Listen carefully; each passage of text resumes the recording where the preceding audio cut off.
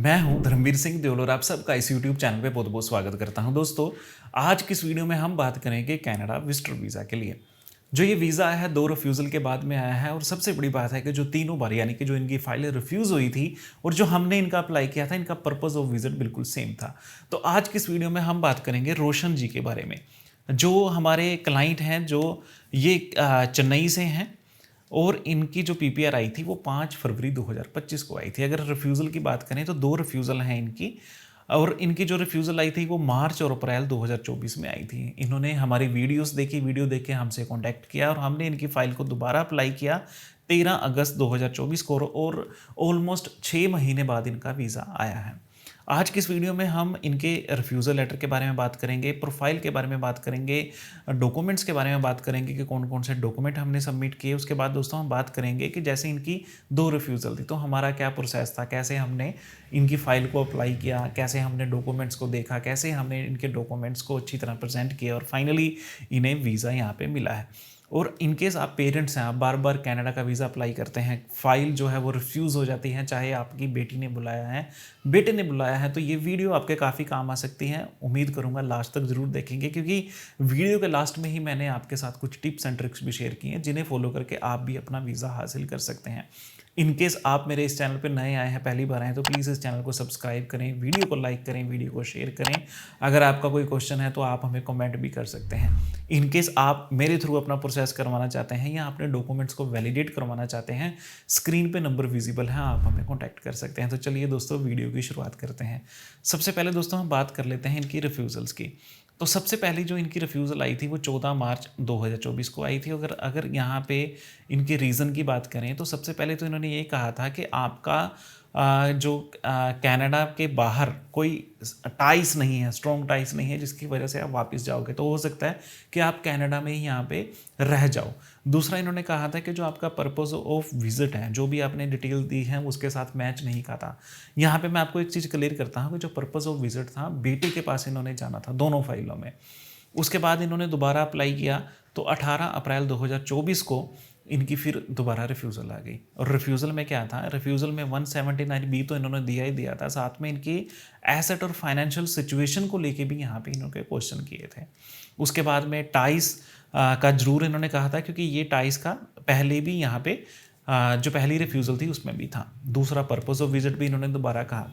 तो हमारे लिए सबसे बड़ी यहाँ पे क्या बात थी टाइस को लेके, क्योंकि इनके 2 बेटे हैं, एक बेटा कनाडा में है, दूसरा बेटा यहाँ पे डॉक्टर है ना। तो ये टाइस इनके पास हैं, ये हाउसवाइफ हैं, तो बट टाइस विजिबल नहीं हुए वीज़ा ऑफिसर के पास, तो उन्होंने फाइल को रिफ्यूज़ कर दिया कि उनको लगा कि शायद ये वापस नहीं आएंगे। तो ये बेसिक इनकी रिफ्यूज़ल लेटर थी।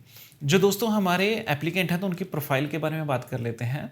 तो रोशन जी का जो बर्थ हुआ था 1968 में हुआ था, अराउंड 57 ईयर इनकी एज है, हाउसवाइफ है और इन्हें पेंशन मिलती है जिनसे इनकी फाइनेंशियल नीड है वो पूरी होती हैं।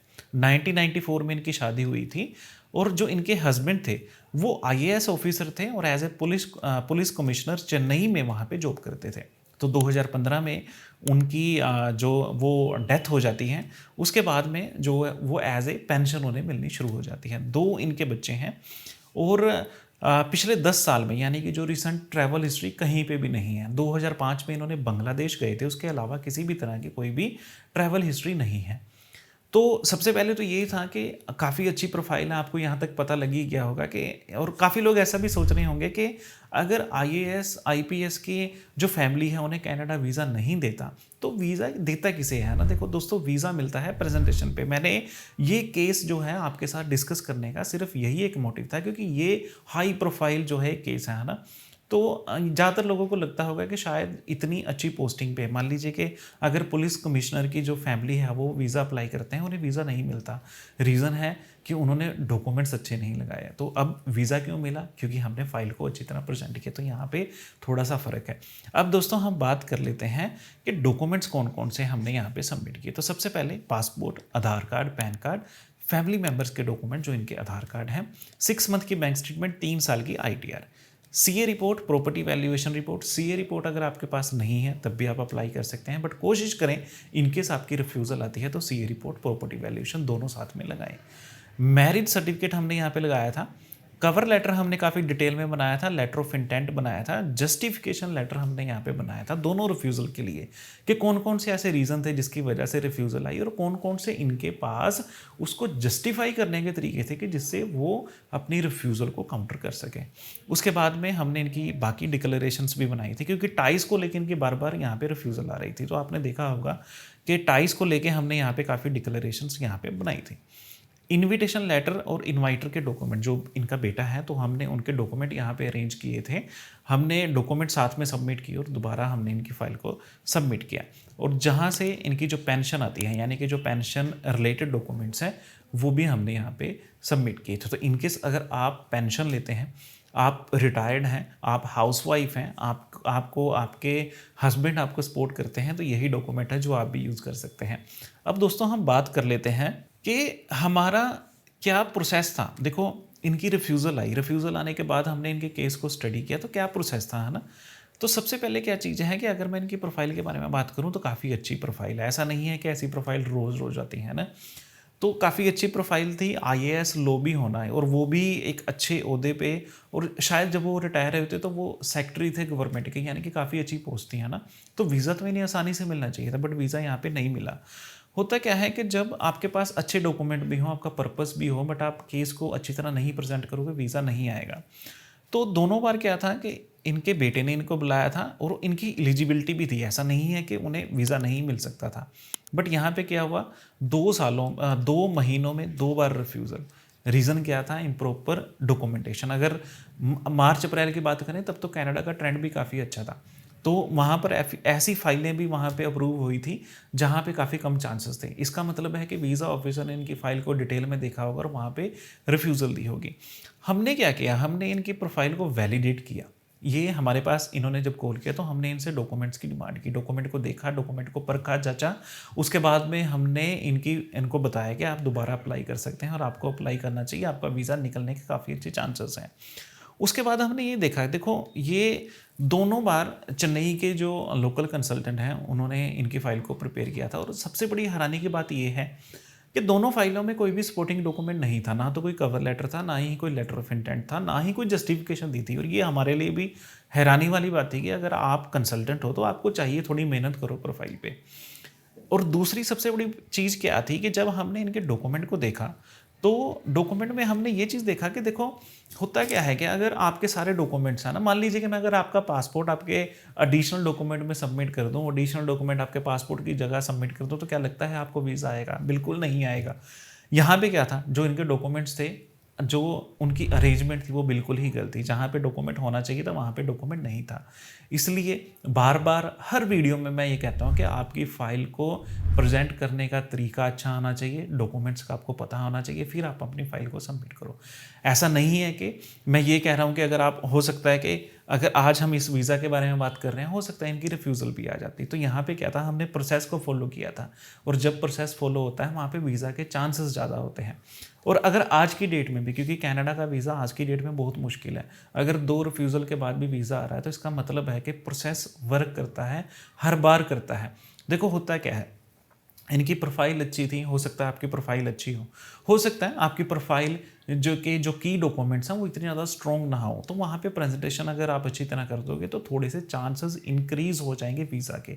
इनकेस मान लीजिए कि आपकी प्रोफाइल अच्छी है बट आपने प्रेजेंट अच्छी तरह नहीं किया, खासकर जैसा इस केस में मैंने आपको बताया है। पहले भी मैंने आपको बताया था कि जैसे मैंने डॉक्टर की वीडियो, डॉक्टर जगदीश जी की वीडियो मैंने शेयर की थी, तो उसमें मैंने बताया था कि फाइल को गलत प्रेजेंट करने का नतीजा क्या होता है। तो यहाँ पे क्या चीज़ था, हमने इनके सारे के सारे डॉक्यूमेंट्स बनाए जिसमें cover letter, letter of intent, ties, letter of financial declaration, और जो भी डॉक्यूमेंट्स थे जो जरूरी थे वीज़ा के लिए, है ना, हमने इनको बताया, इनको समझाया।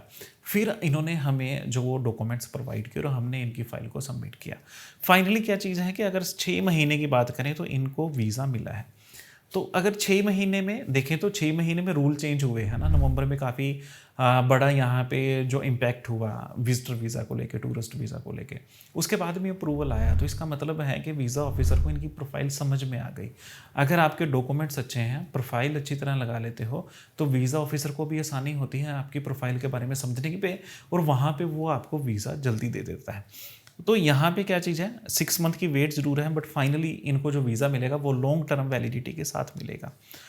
अब आपके साथ कुछ टिप्स एंड ट्रिक्स शेयर कर लेता हूँ। इनकेस मान लीजिए कि आप पेरेंट्स हैं और आप अपनी बेटा बेटी के पास जाना चाहते हैं, बट बार बार आपकी रिफ्यूज़ल आ रही है, सॉरी फंबल के लिए। तो रिफ्यूज़ल आ रही है तो उसके लिए क्या करें? सबसे पहले अगर आपकी रिफ्यूज़ल है तो पुरानी रिफ्यूज़ल को ज़रूर देखें। वहाँ पे क्या चीज़ है, अगर आपको डॉक्यूमेंट्स देखने आते हैं तो आप डॉक्यूमेंट्स देखें, साथ में रिफ्यूज़ल लेटर देखें, जो रीज़न है उसे डॉक्यूमेंट के साथ मैच करें। अगर नहीं आती तो आप हमारी वैलिडेशन सर्विस ले सकते हैं। काफ़ी अफोर्डेबल है, 1499 में हम आपके डॉक्यूमेंट्स को वेरीफाई करते हैं। आपके पास एक डिटेल रिपोर्ट आती है और इनकेस आप हमारे थ्रू प्रोसेस करोगे तो वो 1499 उसमें से माइनस हो जाएंगे। तो बेसिकली कोई भी एडिशनल यहाँ पे चार्जेस नहीं है। तो यहीं पे आपको पता लगेगा कि कौन से डॉक्यूमेंट मिसिंग थे, कैसे ही आपने प्रेजेंटेशन की, कौन कौन से, अगर मान लीजिए कि फाइनेंस को लेके देखें तो कौन कौन से ऐसे डॉक्यूमेंट थे जो आपने शायद लगाए नहीं, जो जरूरी थे। तो यहाँ पे आपको पुरानी रिफ्यूज़ल को देखना चाहिए। उसके बाद में जब आपको पता लग जाता है तो आपने अपने डॉक्यूमेंट्स को अच्छी तरह मैनेज करना है। तो बेसिक क्या होता है, जब रिफ्यूज़ल आती है, रिफ्यूज़ल का मतलब क्या है? देखो दोस्तों, होता क्या है कि जब रिफ्यूज़ल आती है तो कई लोग शायद ऐसा सोचते हैं कि अब उसके लिए कुछ भी नहीं बचा, सारे के सारे रास्ते बंद हो गए। ऐसा नहीं होता दोस्तों। वीज़ा ऑफिसर कई फैक्टर पे वीज़ा देता है। अगर इनकी एज की बात करें तो पॉजिटिव एज थी, है ना। ऐसा तो है नहीं है कि ये वहाँ पे जाके काम करना शुरू कर देंगे, तो वर्क परमिट तो पॉसिबल ही नहीं था, स्टडी में ये ले नहीं सकते थे, बट फिर भी क्यों रिफ्यूज़ल आई, है ना। वीज़ा ऑफिसर को डॉक्यूमेंट्स चाहिए। डॉक्यूमेंट्स अगर वो उसमें कोई भी कमी लगेगी तो वो मार्क कर देते हैं कि इसमें ये डॉक्यूमेंट नहीं था, जिसकी वजह से आपकी रिफ्यूज़ल आ जाती है। तो कोशिश करें जो भी डॉक्यूमेंट लगाएं सारे के सारे लगाएं जिसमें आपके फाइनेंशियल रिकॉर्ड हों, आपके आइडेंटिटी डॉक्यूमेंट्स हों, ट्रैवल के पर्पज़ हो, स्पोर्टिंग डॉक्यूमेंट हों, और ये अच्छे तरीके से, एक प्रोफेशनल तरीके से मैनेज होने चाहिए, जिससे ये वीज़ा ऑफिसर को इम्प्रेस कर सके और वो जो आपको वीज़ा वहाँ पे दे। उसके बाद में जो भी ज़रूरी डॉक्यूमेंट्स हैं, ज़रूरी का मतलब है कि दोस्तों होता है क्या है कि ये एक ऐसे डॉक्यूमेंट हैं जैसे कवर लेटर हो गया, लेटर ऑफ इंटेंट हो गया, टाइस लेटर हो गए, डिक्लेरेशंस होगी, जस्टिफिकेशंस होगी। यहाँ पे आपके वीज़ा के चांसेस बढ़ते हैं। मैं ये नहीं कह रहा कि हो सकता है कि अगर आपके डॉक्यूमेंट्स अच्छे नहीं हैं और आप अच्छे तरह कवर लेटर भी बना लेते हो तो वहाँ पे आपका वीज़ा आएगा, ऐसा नहीं है। आपके डॉक्यूमेंट्स भी वेरीफाई होते हैं, वो देखते हैं, बाद में लेटर्स को पढ़ते हैं, दोनों को मैच करते हैं, प्रोफाइल को रीबिल्ड करते हैं और फिर आपको वो वीज़ा देते हैं। तो काफ़ी एक अच्छा, काफ़ी एक डिटेल्ड प्रोसेस होता है जो IRCC फॉलो करती है। बाद में वो आपको अप्रूवल या रिफ्यूज़ल देती है। उसके बाद में आप जब भी सबमिट करें अपनी फ़ाइल को तो अच्छे किसी पोर्टल से करें। अगर हम अपनी बात करें तो हमने IRCC पोर्टल के साथ इस फाइल को सबमिट किया था। पहले इन्होंने GCK में सबमिट की थी, हमने IRCC में सबमिट किया, क्योंकि हम 99% जो वर्क करते हैं वो IRCC के साथ करते हैं, क्योंकि वहाँ पे डिटेलिंग काफ़ी आप दे सकते हैं। GCK में आप कर सकते हैं, वहाँ पे डिटेलिंग कम होती है। अगर डिटेलिंग कम होगी तो आप वीज़ा ऑफिसर को समझा नहीं पाओगे और वहाँ पे रिफ्यूज़ल आ जाती है। तो जब भी आप अपनी फ़ाइल को सबमिट करें तो वहाँ पे एक प्रॉपर चैनल आपने देखना है कि किस चैनल के थ्रू, किस पोर्टल के थ्रू आपने अपनी फ़ाइल को सबमिट करनी है। अगर दोस्तों आप इन ट्रिक्स को, इन टिप्स को फॉलो कर लेते हैं तो आपके वीज़ा के चांसेस काफ़ी बढ़ जाएंगे। तो उम्मीद करता हूँ कि ये वीडियो आपको अच्छी लगी होगी, इन्फॉर्मेटिव लगी होगी। अगर आपका कोई क्वेश्चन है, कोई डाउट है, मुझे व्हाट्सएप पे पूछ सकते हैं, कमेंट सेक्शन में पूछ सकते हैं, मैं ज़रूर आपको उसका आंसर दूंगा। इनकेस आप मुझसे अपने डॉक्यूमेंट्स को वैलिडेट करवाना चाहते हैं या हमारे थ्रू अपने प्रोसेस को कंटिन्यू करना चाहते हैं, स्क्रीन पे नंबर विजिबल है, आप हमें कॉन्टैक्ट कर सकते हैं।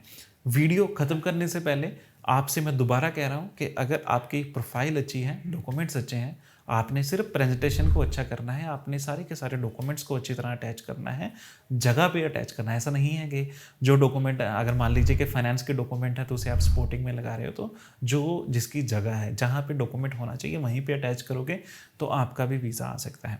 तो चलिए दोस्तों, आज की इस वीडियो में इतना ही, मिलते हैं अगली वीडियो में।